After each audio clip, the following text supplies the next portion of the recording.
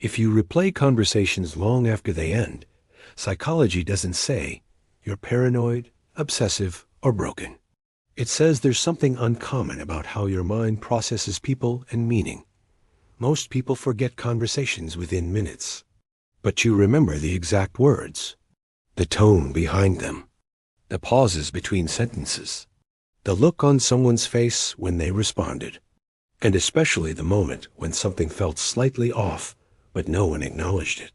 You replay what was said and what wasn't said, not because you want to suffer, but because your brain's wired to search beneath the surface. At some point, you were probably told to stop overthinking, to let it go, to move on, to stop analyzing every little detail. But psychology tells a very different story. Conversation replay isn't random. It follows structure, logic, and emotional sequencing. And in many cases, it's linked to a small set of cognitive traits that only a minority of people have. Which means if you replay conversations in your head, you likely carry at least some of these 6 rare traits. And by the end of this video, you'll understand why your mind works this way, and why it was never meant to simply shut off. The first trait is heightened social awareness. When you replay conversations, your brain isn't just hearing words. It's processing layers at the same time: tone, micro-expressions, hesitation, emotional shifts. Most people register only the surface meaning. You notice when someone says, "I'm fine," but their voice tightens.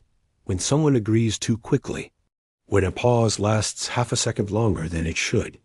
And your brain doesn't stop noticing just because the conversation ends. It keeps analyzing because it hasn't finished yet. This isn't obsession. It's high social monitoring.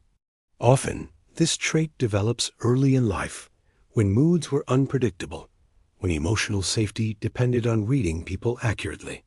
So even now, your brain keeps doing what it learned to do: analyze, assess, and prepare. The second trait is deep emotional processing. You don't just replay what was said. You replay how it felt. Long after the conversation ends, the emotional residue stays active in your nervous system. While others feel something and move on, you feel it fully and try to understand it.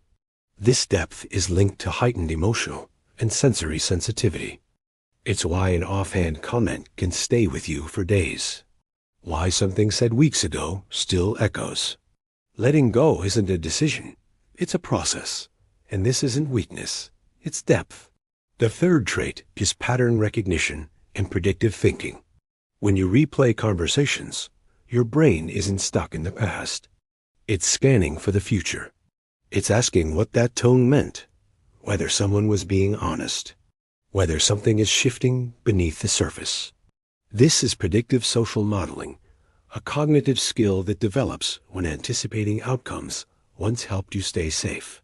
That's why your gut feelings are often right, and why you sense changes in relationships before others do.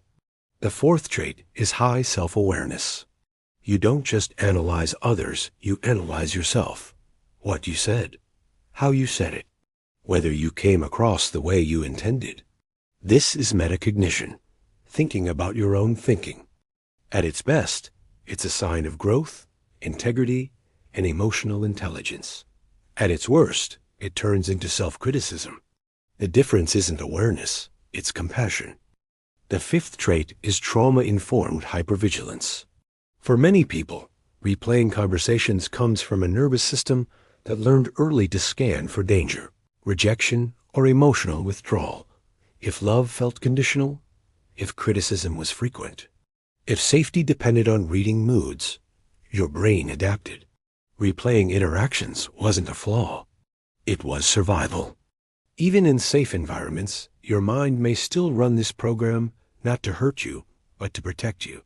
Healing begins not by fighting the habit, but by reassuring the nervous system that it no longer has to stay on guard. The sixth trait is exceptional verbal memory. If you replay conversations, you likely remember spoken language with unusual clarity. Exact phrasing, emphasis, tone. Most people remember the general idea. You remember how it landed.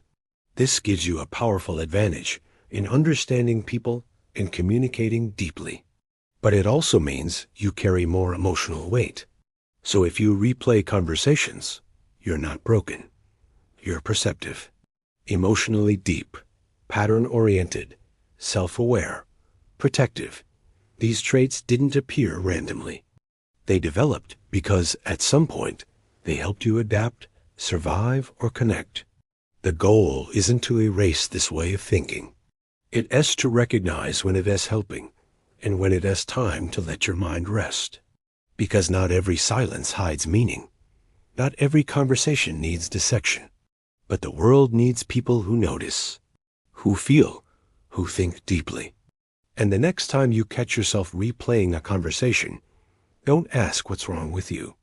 Ask what your mind is trying to do for you and whether you can meet it with compassion instead of resistance.